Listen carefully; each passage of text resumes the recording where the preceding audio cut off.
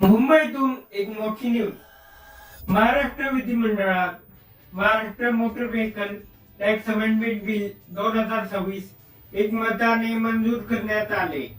वाढत्या air pollution वर नियंत्रण करण्यासाठी परिवहन मंत्री प्रताप सरनाईक यांनी जुन्या व प्रदूषणकारी वाहनांवर एन्व्हायरमेंट टॅक्स वाढवण्याचा निर्णय घेतला आहे. आता नवीन टॅक्स स्ट्रक्चर असे राहील. टू व्हीलर साठी टॅक्स आधी 2000 रुपयांपासून आता 4000 रुपये करण्यात आला आहे.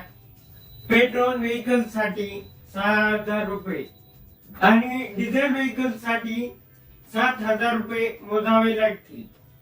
लक्षात ठेवा, हा एन्व्हायरमेंट टॅक्स दर 5 वर्षांसाठी लमसम म्हणजेच एक रकमी आकारला जाणार आहे. यातून मिळणारा 160 कोटींचा ऍडिशनल रेव्हेन्यू रस्ते सुरक्षा, मॉडर्न ट्रान्सपोर्ट फॅसिलिटीज आणि एटीएस सिस्टीम साठी वापरला जाईल. खरंच का, की एखाद्या मंत्र्याच्या खिशात? तसेच इंडस्ट्रियल सेक्टरला दिलासा देत क्रेन व्हेकल्स वरील मॅक्झिमम कॅप 30 लाखांचा केला आहे. यामुळे इन्फ्रास्ट्रक्चर आणि कन्स्ट्रक्शन क्षेत्राला मोठी चालना मिळेल.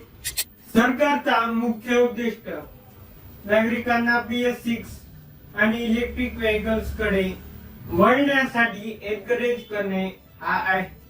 राज्याच्या विकासासाठी हा एक सिग्निफिकंट माइलस्टोन असू शकतो.